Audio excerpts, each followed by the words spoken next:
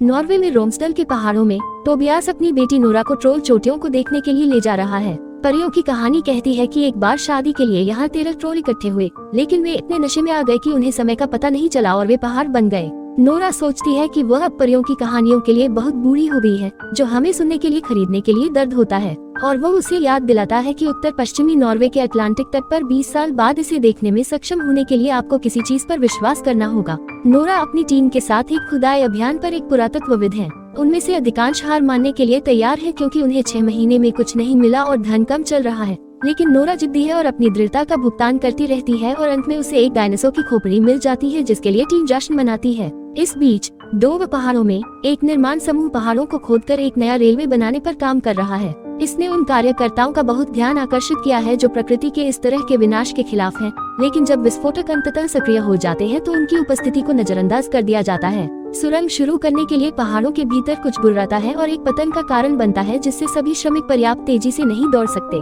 यह घटना और इसके कारण होने वाली भूकंपीय गतिविधि का तुरंत नॉर्वेजियन सशस्त्र बलों द्वारा पता लगाया जाता है, जो जांच के लिए टोही विमान भेजते हैं। सीक्रेट उन विमानों पर कैमरों के प्रबंधन के प्रभारी हैं और जल्दी से दृश्यों की एक श्रृंखला को एक साथ रखते हैं, जो वह अपने उच्चाधिकारियों को दिखाती है, जिन्होंने तय किया कि यह प्रधानमंत्री बैरेट को सचेत करने के लिए काफी बड़ा है। आधार के रास्ते में बैरेट को अज्ञात ताकतों के कारण होने वाले सभी नुकसानों के बारे में सूचित किया जाता है और उन्होंने जो छवियां ली उन्हें बैरेट के सलाहकार एंड्रियास ने पैरों के निशान की तरह देखा। बैरेट को यह मनोरंजक लेकिन अवास्तविक लगता है और एंड्रियास को प्रेस को इस जानकारी से दूर रखने और कुछ वैज्ञानिक विशेषज्ञों को खोजने के लिए 2 कार्य देता है जो इस समस्या से उनकी मदद कर सकते हैं। क्षण भर बाद एक हेलीकॉप्टर नोरा को उसके जश्न के बीच में उठा रहा है, उसे राष्ट्रीय सुरक्षा के मामले को देखने के लिए उसके साथ आने के लिए कह रहा है। एंड्रियास नोरा का बेस में स्वागत करता है और उसे एक गुप्त बैठक में ले जाता है, जहां बैरेट सबसे महत्वपूर्ण सैन्य नेता और कुछ अन्य वैज्ञानिक पहाड़ों में हुई घटना के संभावित कारणों पर चर्चा कर रहे हैं। जब नोरा खुद को एक जीवाश्म विज्ञानी के रूप में प्रस्तुत करती है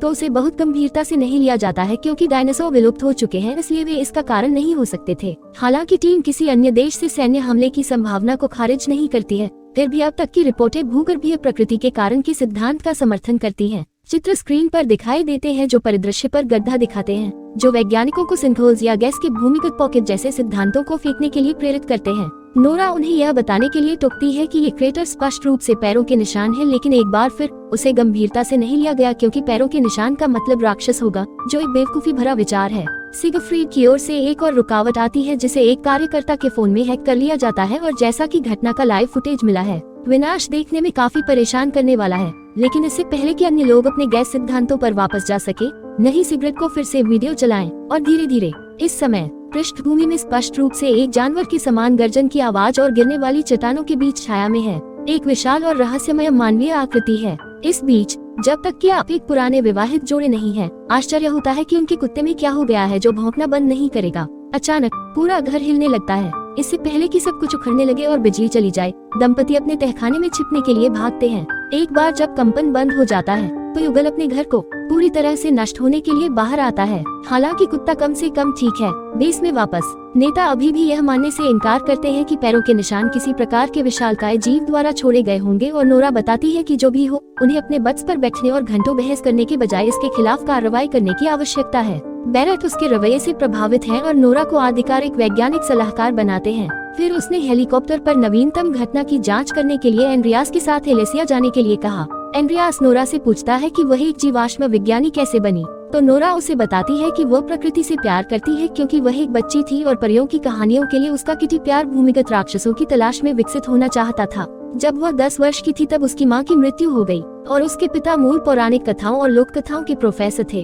लेकिन वह जितना बड़ा होता गया उतना ही कम वह वास्तविकता और कल्पना के बीच अंतर कर पाता था। यही वजह है कि नोरा ने सालों से हमें भी नहीं देखा है। एंड्रियास ने कबूल किया कि वह एक लेखक बनना चाहता है और अलौकिक कारणों से इस घटना की संभावना के बारे में उत्साहित है, लेकिन जब वे अपने गंतव्य पर पहुंचते हैं तो परिदृश्य को नुकसान से हैरान होकर नोरा उन्हें काट देती है। सेना पहले से ही क्षेत्र को सुरक्षित कर रही है और नोरा का कप्तान क्रिस्टोफर द्वारा स्वागत किया जाता है, जो उन्हें नदी के उस पार और घाटी में आने वाली पटरियों को दिखाता है और बस रुकने से पहले इसे 2 मील दक्षिण में पहाड़ों में बना देता है। जवानों ने इलाके की पूरी छानबीन की, लेकिन उन्हें कोई और सुराग नहीं मिला। नोरा ने वृद्ध दंपति से कुछ सवाल किए, लेकिन उन्हें ज्यादा कुछ देखने को नहीं मिला, क्योंकि एक विशालकाय चलती हुई आकृति सूरज को रोक रही थी। हालांकि उन्होंने कुछ सुना, एक जोरदार हाउलिंग जो एक बहुत ही उदास राग की तरह लग रहा था। बाद में नोरा क्षति को करीब से देखती है और नोटिस करती है कि एक बहुत ही अजीब और तेज गंध है जिसे वह हाइपरनेचर कहने का फैसला करती है। वह जैविक निशान देखने के लिए यूवी प्रकाश का भी उपयोग करती है, लेकिन उसे पृथ्वी और पत्थरों के अलावा कुछ नहीं मिलता।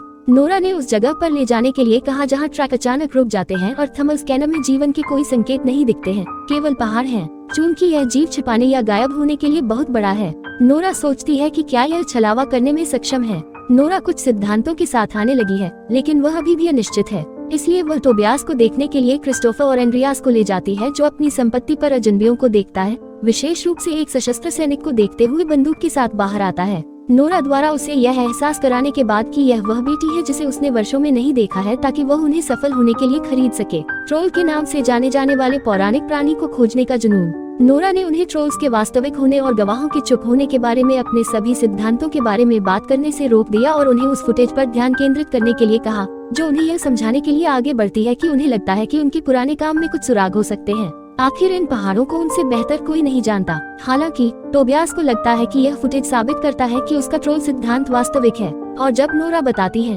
तो वैज्ञानिकों को पहले से ही ट्रोल डीएनए मिल गया होता अगर वे वास्तव में मौजूद होते। टोबियास उसे याद दिलाता है कि नॉर्वे के ईसाइकरल ने सभी पौराणिक प्राणियों से छुटकारा पा लिया और जब वह सब कुछ प्रकट करने वाला था तो टोबियास को पागलखाने में भेज दिया गया।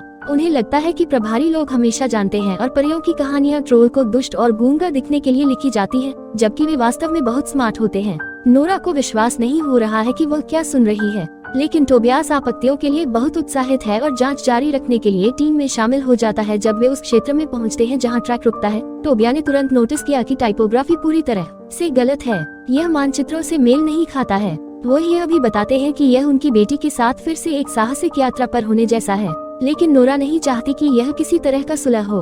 अचानक हाइपरनेचर की गंध उनकी नाक से टकराती है और उनके पीछे का पहाड़ खुलते ही आसमान में अंधेरा छा जाता है और मुझे पता चलता है कि पिता और बेटी दोनों सही थे। प्राणी वास्तव में एक ट्रोल है और छलावरण की उसकी क्षमता ने उसे हिस्सा बनने का नाटक करने की अनुमति दी है। पहाड़ की व्याख्या करते हुए कि स्थलाकृति गलत क्यों थी। ट्रोल अपना ताकतवर शरीर दिखाते हुए खड़ा हो जाता है और उन पर दहाड़ता है। इस प्रकार टीम दूर जाने के लिए हेलीकॉप्टर की ओर भागती है। हालांकि वे अभी भी ट्रोल को कैमरे के सामने लाने में कामयाब रहे, और जब आधार को प्रसारण मिल जाता है तो वे सच्चाई से और अधिक इनकार नहीं कर सकते। क्रिस्टोफर समूह को अपने सैन्य शिविर में ले जाता है ताकि आधार को कॉल करके उन्हें बताया जा सके कि उन्होंने क्या सीखा है। नोरा पागल दिखने के लिए नहीं, बल्कि हमें खरीदने के लिए इंटरप्ट करने के लिए अनजान जीव जैसे शब्दों का इस्तेमाल करती रहती है, या सबको यह बताने के लिए कि यह एक ट्रोल है जो पहाड़ों में निर्माण से परेशान हो गया है, जिसे खरीदना हमें प्रकृति का मजाक समझता है। नेता उसे पागल समझकर बाहर निकाल देते हैं, लेकिन जब नोरा ने और समय मांगा तो उन्होंने भी नहीं सुना।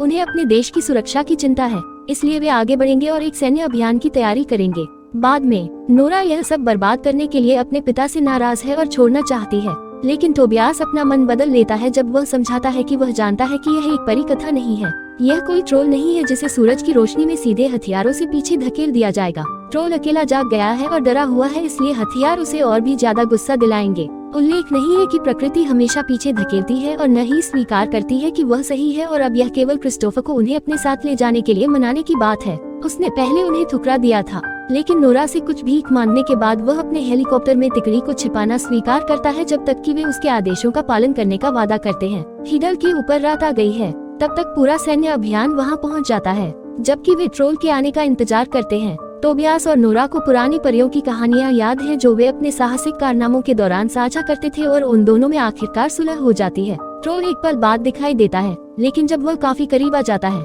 तो वह चलना बंद कर देता है, और टोबियास को यकीन है कि प्राणी जानता है कि वे वहाँ हैं। सैनिकों ने टोबियास की चेतावनियों को नजरअंदाज करते हुए ट्रोल पर गोलियां चलाई कि यह केवल उसे गुस्सा दिलाएगा, लेकिन गोलियां और विस्फोट कुछ नहीं करते हैं और केवल टोबियास की भविष्यवाणी की तरह ही वापस हमला करने का कारण बनते हैं। हर कोई भागना शुरू कर देता है क्योंकि ट्रोल अपने रास्ते में सब कुछ नष्ट कर देता है, जिसमें वे कैमरे भी शामिल हैं जो ऑपरेशन को मुख्य आधार पर प्रसारित कर रहे थे। टीम एक घायल सैनिक के साथ एक पेड़ के पीछे छिप जाती है, और जब वे दूर जाने वाले होते हैं ट्रोल नीचे पहुंचता है और सैनिक को खाने के लिए पकड़ लेता है। टोबियास बताते हैं कि ट्रोल को शायद सैनिक के घावों से खून की गंध आ रही थी। नोरा, एंड्रियास और क्रिस्टोफर भाग जाना चाहते हैं, लेकिन टोबियास ने ट्रोल से संपर्क करने का फैसला किया और सभी के झटके के लिए एक दोस्ताना दृष्टिकोण की कोशिश की। ट्रोल वास्तव में हिलना बंद कर देता है और शांतिपूर्ण आहों के साथ पक्षपातपूर्ण कोमल शब्दों का जवाब देता है, लेकिन दुर्भाग्य से सभी जवानों को मेमो नहीं मिला। एक ट्रक ने फिर से ट्रोल पर फायरिंग कर दी, और जब जीप जवाबी हमले के लिए मुड़ता है तो यह गलती से टोबियास को इस प्रक्रिया में मारता है, क्योंकि ट्रोल दूर चला जाता है और नहीं अपने पिता की तरफ भागता है।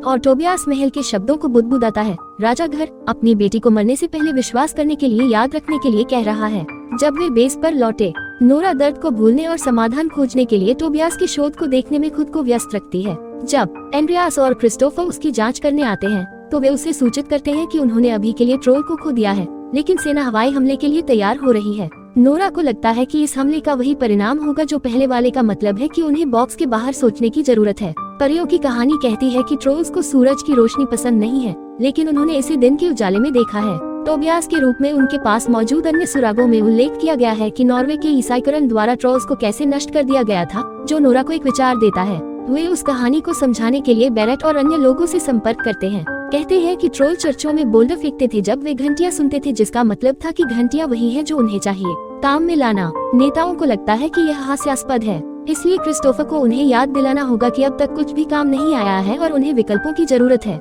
आत्मा अनिच्छा से उन्हें योजना को आगे बढ़ाने की अनुमति देता है। ट्रोल क्षण भर बाद फिर से प्रकट होता है। शिकारी फॉस और परिवार पाप के करीब आ रहा है और भीड़ के बीच भारी दहशत पैदा कर रहा है, क्योंकि हर कोई एक छोटी लड़की को छोड़कर भागना शुरू कर देता है, जो जीव क्रिस्टोफर और नोरा को हेलीकॉप्टर में पूरे होवर का मार्गदर्शन करते हुए देखना चाहता है।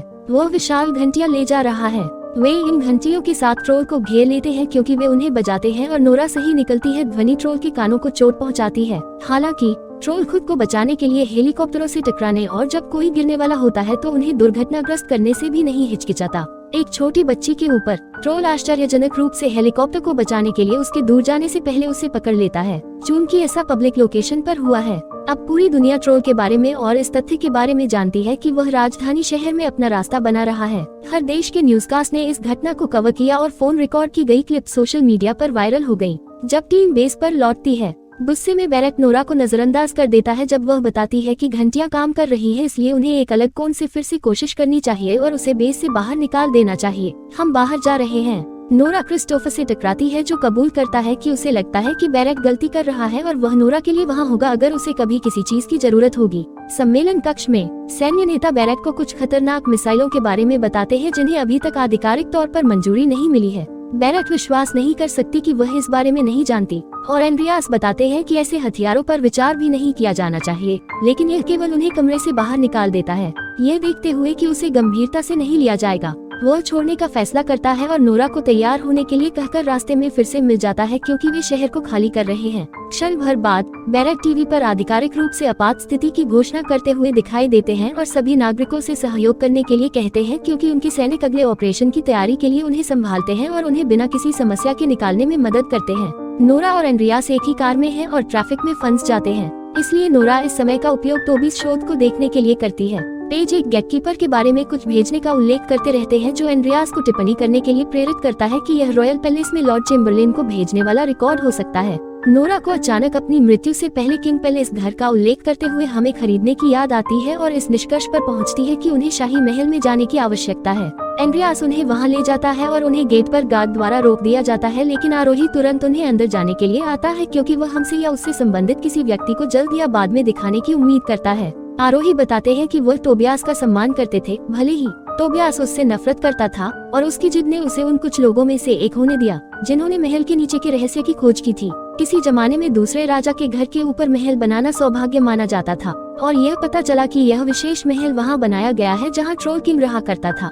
नोरा और एंड्रियास को ट्रोल हड्डियों से भरी एक सुरंग में ले जाया जाता है, जो बताती है कि नॉर्वे के ईसाईकरण ने उनके विश्वास के खिलाफ जाने वाली हर चीज को मार डाला। वे शाही ट्रोल परिवार पर घात लगाकर हमला करते हैं और राजा को पहाड़ में नीचे गिराने के लिए केवल एक बच्चे की आत्मा रखते हैं। वहाँ उन्होंने इसे एक गुफा के अंदर बंद कर दिया और इसे मृत अवस्था में छोड़ दिया। 12 साल पहले टोबियास को इस सब के बारे में पता चला और उसने उसे रहस्य की रक्षा के लिए पागलखाने में भेज दिया। वह इसके बारे में बुरा महसूस करता है, लेकिन फिर भी सोचता है कि क्या करना सही है, जिससे नोरा आग बबूला हो जाती है। हालांकि यह बहस का समय नहीं है। नोरा को पता चलता है कि टोबियास सही था। ट्रोल किंग महल में घर आ रहा है और उन्हें इसे रोकने की जरूरत है। हड्डियों के चारों ओर देख रहे हैं। नोरा ने नोटिस किया कि उसकी यूवी लाइट उन्हें नुकसान पहुंचा रही है, जिसका मतलब है कि कहानियां सूरज की रोशनी के बारे में बिल्कुल सही थी। उन्होंने दिन के दौरान ट्रोल को बाहर देखा है, लेकिन पहाड़ों में बादलों के कारण उन्होंने इसे सीधे धूप में नहीं देखा। एंड्रियास बताते हैं कि वे सूर्य को नियंत्रित नहीं कर सकते, लेकिन नोरा के पास एक योजना है और वह मदद के लिए क्रिस्टोफर को फोन करती है।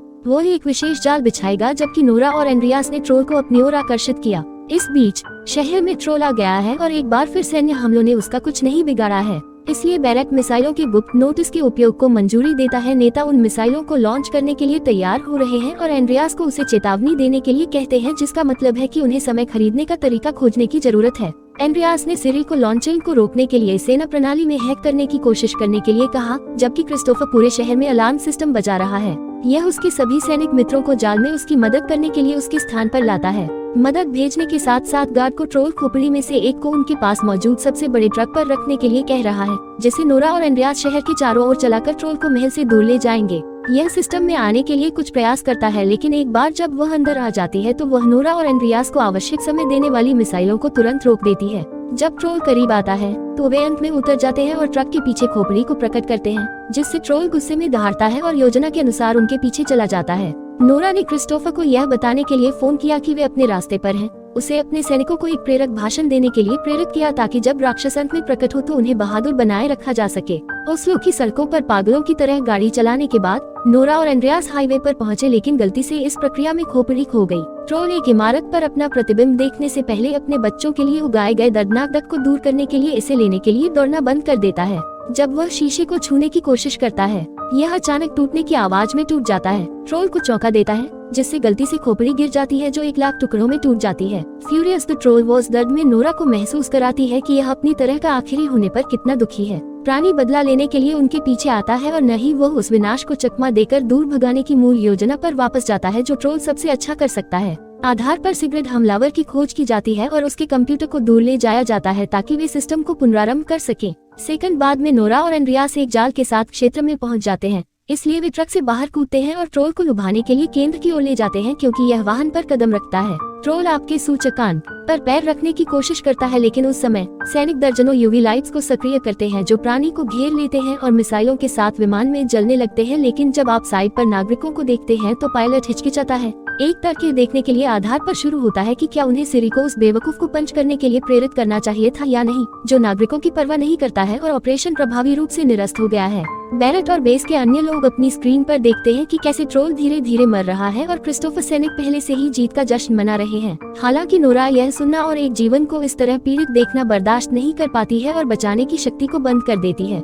सैनिक गोली चलाने के लिए तैयार हो जाते हैं, लेकिन नोरा उन्हें भी रोक लेती है और ट्रोल के पास उसी तरह पहुंचती है जैसे उसके पिता ने धीरे से उसे पहाड़ों की सुरक्षा में वापस जाने के लिए कहा। ट्रोल उनकी बातों पर विचार करते हुए उन्हें घूरता है, लेकिन इससे पहले कि यह प्रतिक्रिया कर सके, सूरज उगना शुरू हो जाता है और यह ट्रोल को तब तक जला देता है जब तक कि मलबे के अलावा कुछ नहीं बचा है, क्योंकि हर कोई अपनी जीत का आनंद लेता है। एंड्रियास मजाक करता है कि उन्हें इस नए स्मारक या पहाड़ी को क्या नाम देना चाहिए, और नोरा ने फैसला किया कि यह टोबियास बोल्डर होगा। जब थोड़ी देर बाद बैरेट आता है, वह नोरा को उसके काम के लिए धन्यवाद देती है। एंड्रियास ने प्रधानमंत्री को याद दिलाया कि उन्होंने पद छोड़ दिया और घोषणा की कि वह एक लेखक होंगे। फिर जब वह नोरा के साथ चला जाता है तो वह सोचता है कि क्या डोवर में और भी जीव छिपे हो सकते हैं। इस बीच पहाड़ों की गहराई में चट्टानों के ढेर के नीचे कुछ हिलना शुरू हो रहा है। सब्सक्राइब करना न भूलें और नोटिफिकेशन चालू करें ताकि आप इस तरह के और वीडियो देख सकें। देखने के लिए धन्यवाद।